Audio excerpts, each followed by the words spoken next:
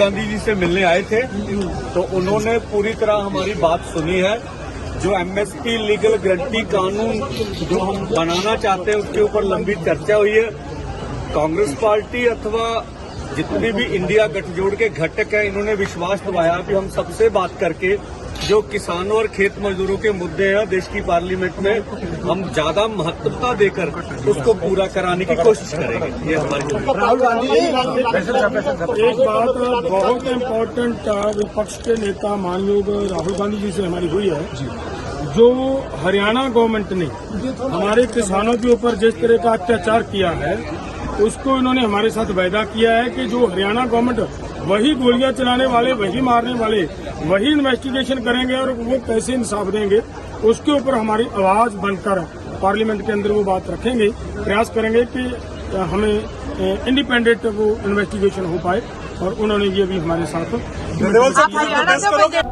नमस्कार, मेरे YouTube station Smita Sharma journalist पर आप सभी का स्वागत है। और लगातार जहां तक फार्मर्स प्रोटेस्ट का सवाल है उस पर हम रिपोर्टिंग करते आए हैं।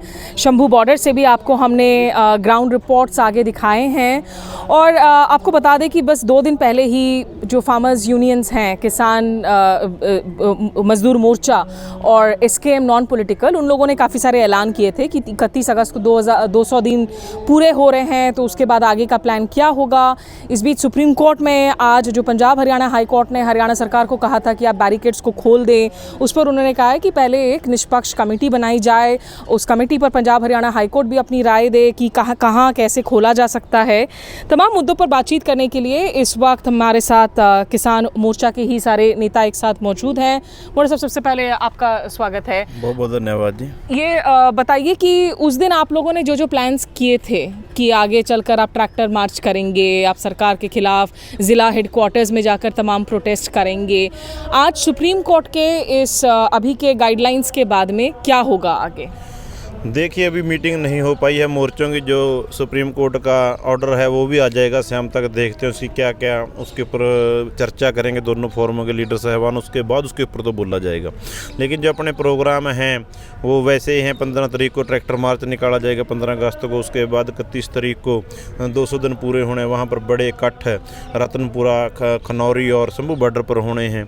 और फिर जुलाई के अंदर हरियाणा के अंदर एक जींद के अंदर बड़ी 15 सितंबर को पंचायत होनी है, और कुरुक्षेत्र में एक बड़ी पंचायत 22 अपना जुलाई को सितंबर को होगी।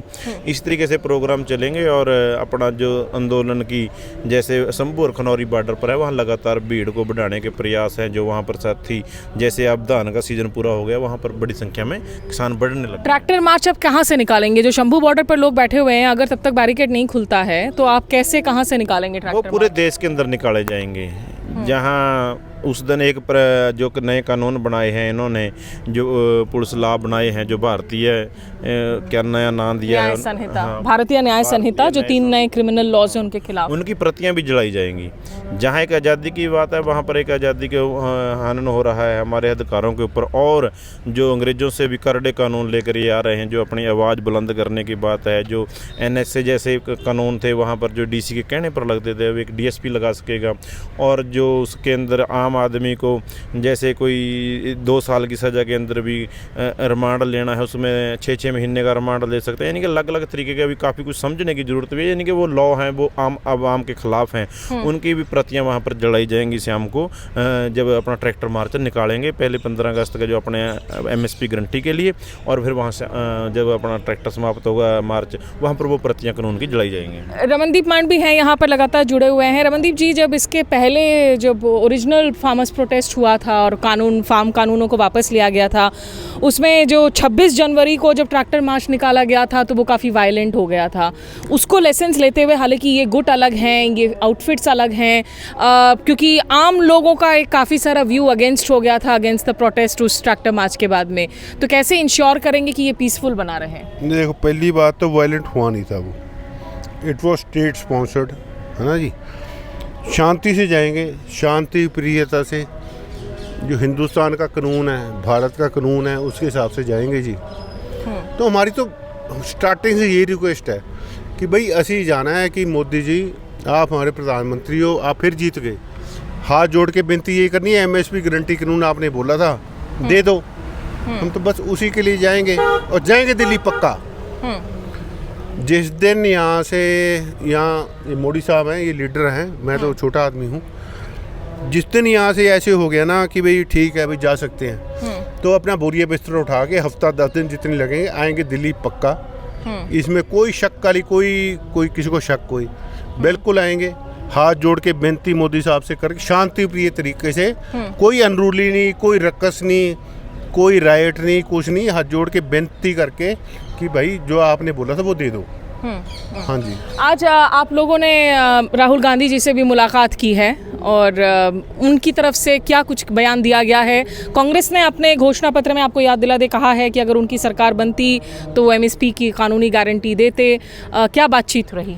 देखिए, हमने अपने आंदोलन की मजबूती के लिए जहाँ पॉलिटिकल पार्टियों के नॉन बीजेपी जितने भी एमपीज थे 8 तारीख को सभी को ज्ञापन दिया था कि आप हमारी आवाज़ को संसद में उठाएं, प्राइवेट बिल लेकर आएँ। और उसके बाद हमने घोषणा की थी कि हम विपक्षी लीडरों से भी मिलेंगे और जो एनडीए के घटक दल हैं उनसे भी मिलेंगे और उनसे भी बेनती करेंगे कि जो एमएसपी गारंटी या कानून है पूरे देश के किसानों के साथ जो धक्काशाही है, जो 6% किसानों की फसल बिकती है, 94% किसानों को फसल बेचने की ना जगह है ना कोई प्रावधान है, और जो अपने कम रेट के एमएसपी से बेचकर सैकड़ों किसान हर रोज़ सुसाइड करते हैं कर्जे के भार के नीचे आकर, ये सब इनसे निजात पाने के लिए।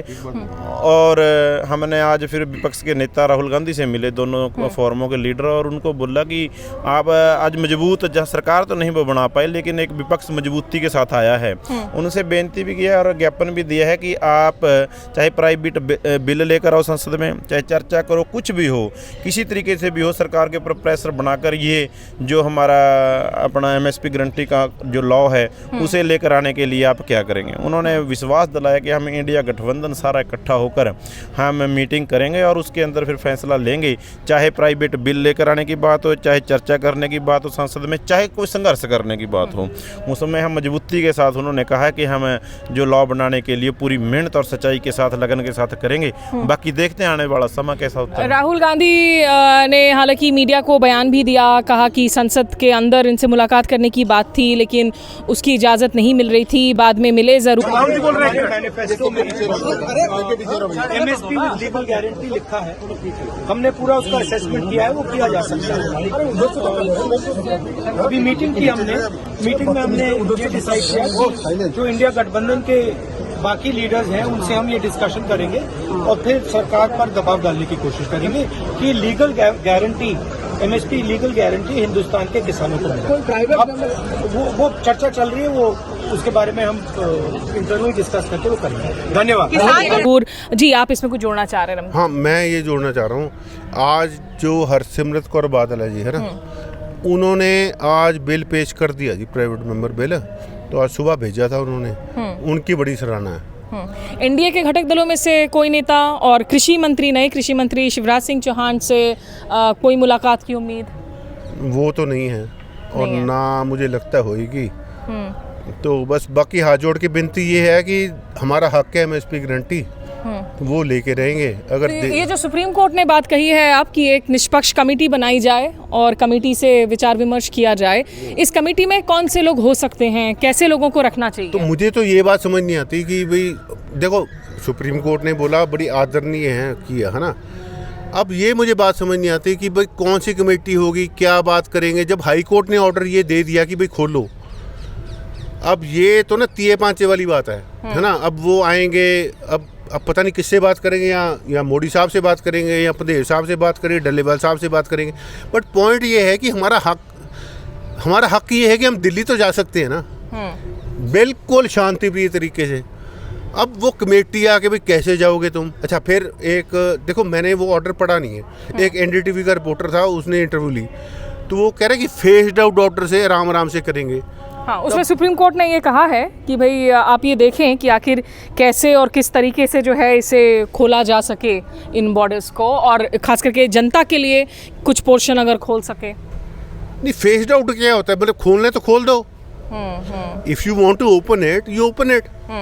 हम भी आ जाएंगे, हम भी हाथ जोड़ के विनती करके शांति प्रिय तरीके से हिंदुस्तान के कानून के साथ आएंगे। हमने कुछ नहीं करना, जो ठप्पा हमारे पे लगाए हुए खालिस्तानी है, ये आग लगा देंगे, फिर हम ऐसे नहीं हैं। आज भी तो आए हैं, है ना। अभी तक कुल अभी भी कितने लोग, मैं पिछली दफ़ा वो रिपोर्ट आप मेरे यूट्यूब स्टेशन पर भी देख सकते हैं कि बिल्कुल चुनावों के पहले हम शंभू बॉर्डर गए हुए थे, पीक समर्स में 50 डिग्री से ऊपर के तापमान में किसान अभी भी बैठे हुए थे। उस दौरान कम से कम 3000 लोग थे, अभी उतने ही लोग होंगे। अब गिनती और बड़ी है। और बढ़िया।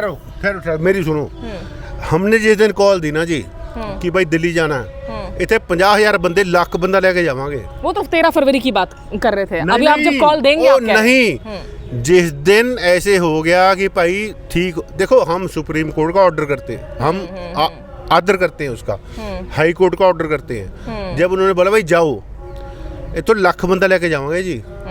अभी जाहिर सी बात है, बीच में लोगों की अपनी हार्वेस्टिंग साइकिल भी चल रही थी, कुछ लोग रोटेट हो रहे थे, कुछ लोग परमानेंटली बैठे हुए थे। लेकिन ये किसान संगठन कह रहे हैं कि जब भी बैरिकेड्स खुलेंगे वो लाखों की तादाद में, हज़ारों की तादाद में लोगों को लेकर कूच करेंगे दिल्ली की ओर में।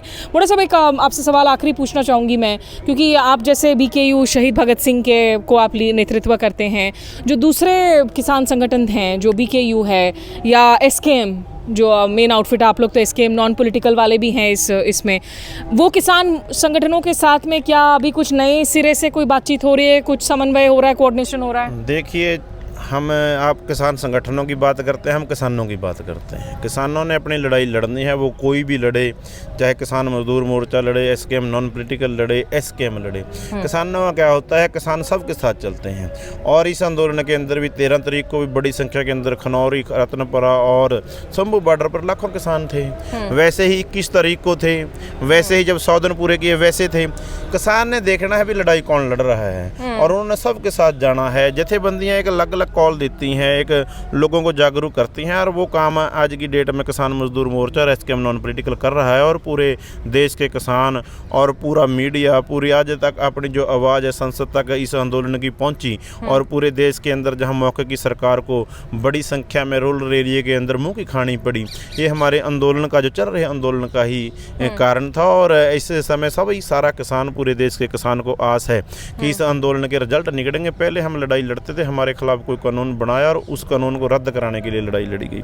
लेकिन जो ये लड़ाई है प्राप्ति की लड़ाई, आर्थिक तंगी की लड़ाई है, जो हमारे हक हैं नए कानून बनवाने की लड़ाई है। हमने अपने हक के लिए, यार देश का पूरा किसान समझ चुका है, जो पूरा किसान है। आंदोलन का मतलब क्या होता है? आंदोलन का मतलब होता है जो आंदोलन किसानों ने किसी वर्ग ने किया, अगर वो डिस्ट्रिक्ट लेवल पे है, DC तक, या स्टेट लेवल पे है, CM तक, अगर नेशनल लेवल पे किया तो प्रधानमंत्री तक, वो आंदोलन हमारा कामयाब। पीछे अपना सेंटर के 4 मिनिस्टरों ने भी हमारे साथ बातचीत की। आज भी संसद के अंदर भी विपक्ष वालों ने भी उस मुद्दे को अपने मैनिफेस्टो में लिया, और आज संसद के बीच में भी हमारे आंदोलन की गूंज है। इसलिए आंदोलन हमारा सफल, और किसानों को आस है। आंदोलन का चिराग जो है पूरी तरीके से अभी भी ज्वलित है। एक आखिरी सवाल सर, आपका नाम बताएंगे?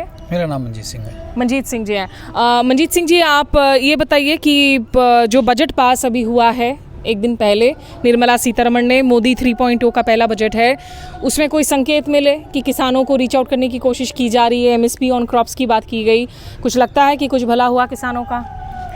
ये मेरे ख्याल से जो अनाउंसमेंट अभी बजट में हुई है किसानों के बारे में, पहली बात तो इनके पास लेने देने को कुछ है नहीं। अगर कोई अनाउंसमेंट होगी तो वो ऐसी होगी जैसे 2 करोड़ रोज़गार, जैसे 15 लाख की अनाउंसमेंट। ऐसी अनाउंसमेंट्स हैं जैसे ये बड़े बड़े हरियाणा में होर्डिंग लगाते हैं कि MSP के ऊपर किसान की फसल खरीदी जाएगी, बट वो खरीदी नहीं जाती। होर्डिंग लगाते हैं, ग्राउंड पे कुछ नहीं होता। और मैं एक आपसे रिक्वेस्ट भी करना चाहूँगा, आप शुरू में कहा था कि पहले असली आंदोलन था, आंदोलन होता है। नहीं, असली आंदोलन नहीं बोला मैंने, कहा कि जो फर्स्ट आंदोलन हुआ था। मेरे सुनने में गलती हो सकती है। आंदोलन होता है, वो चाहे पहला हो चाहे वो हो, बट हम अब ये मानते हैं कि इस आंदोलन ने लोगों को जागरूक कर दिया। जहाँ कुछ पहले जागरूक थे, कुछ इस आंदोलन ने जागरूक कर दिया। जैसे जैसे आंदोलन लोगों के हकों के लिए लड़ते रहेंगे, लोग जागरूक होते रहेंगे, और आने वाले समय में जो ये लोग संसद के अंदर बैठकर सरकार सत्तासीन लोग हैं, अनाप शनाप बोल के लोगों को भरमाने का काम करते हैं, उस भ्रम से लोग बाहर आ रहे हैं और जल्दी अपने हकों के लिए जागरूक होकर दिल्ली की दरवाजे के ऊपर अपने हक मांगने आएंगे जल्दी। ठीक जो है। बजट वाली बात है उसमें हम कहना चाहेंगे, एक बात जोड़ना चाहेंगे, हमारा जो खेती का रोजगार देती है खेती इस देश के लोगों को वो 46% है। जो वर्ग 46% लोगों को रोजगार देता है और बजट में हमें कितना हिस्सा, सिर्फ 3%। तो वो वर्ग कैसे ग्रोथ करेगा? और इसका मतलब है उस वर्ग की तरफ ख्याल नहीं किया जा रहा कि हमारे देश की 46% पब्लिक को जो रोजगार देने का काम कर रहे हैं, 70 करोड़ की आबादी उन लोगों की है। अगर उन लोगों के लिए 3% बजट में हिस्सा रखा जाएगा, रिसर्च के ऊपर इतनी फसलें हैं, इतनी साइंटिस्टों की ज़रूरत है, 1 रुपया भी, नया रुपया भी पूरे देश के अंदर इस बजट के अंदर नहीं रखा गया है। कहने का मतलब है ये लोग खेती को बर्बाद करना चाहते हैं तरीके से, और पूरे देश के लोगों को और पूरे किसान जो लोग हैं उनको कारपोरेट का नौकर बनाना चाहते हैं। लेकिन हम डिमांड करते हैं अगर बजट के अंदर हमारा जहां 46% हम देश को रोजगार देते हैं और देश के निर्माण में हम अपना योगदान पाते हैं, वहीं बजट के अंदर अगर 46% एक बार में नहीं कर सकता, हर साल इनको 5-10% बढ़ाकर इस बजट को बराबर हिस्सेदारी देनी चाहिए। अगर सिर्फ 1% लोगों के लिए ही बजट में ख्याल रखा जाएगा, वो 1% लोग तो आज कहाँ से कहाँ चले गए हैं। अगर इस 70 करोड़ की आबादी 70% की आबादी के बारे में ख्याल करेंगे और उस 70% की आबादी को सिर्फ 3% बजट का हिस्सा दिया जाएगा, वो भी जो इनके जो जितना हिस्सा है वो भी क्या है, जो अदारे बनाए हुए हैं सरकारी, वो उन मुलाजमों की तनख्वाह है, नया कुछ नहीं है। इसलिए हम अपने इस बजट के अंदर भी आने वाले समय में जितनी हमारी हिस्सेदारी है उसके लिए भी हम अपनी लड़ाई जारी रखेंगे। सर, आपका पूरा नाम एक बार बोल दीजिए। मेरा नाम है अमरजीत सिंह मोड़ी, प्रेसिडेंट BQ शहीद Bhagat Singh, member Kisan Mazdoor Morcha. Thank you so much. तो ये आपने सुनी अलग अलग जो है लीडर्स और नुमाइंदों की आवाज़, और निश्चित रूप से किसानों के जो मुद्दे हैं और उनका ये कहना है कि उनकी हक की लड़ाई है। जो किसान दूसरों की थाली में खाना रख रहे हैं वो अपनी ज़िंदगी बेहतर बनाना चाह रहे हैं, लेकिन अब इस आंदोलन में वो क्रिमिनल लॉज, नए क्रिमिनल लॉज के खिलाफ भी जो है अब वो आंदोलन करना चाह रहे हैं। किसान एक ऐसा कम्युनिटी है जो लगातार पंजाब हरियाणा के किसानों को देखे तो भारत में तमाम दूसरे मुद्दों पर भी ये आंदोलन करने से पीछे नहीं रहते। कभी वो मणिपुर का भी मुद्दा था। बहरहाल इस चर्चा को आपने देखा। मेरे YouTube स्टेशन पर जुड़ने के लिए शुक्रिया, और बेल आइकन प्रेस करना ना भूलें ताकि जब कोई नया कंटेंट अपलोड करूं तो आप उसे देख सकें। नमस्कार।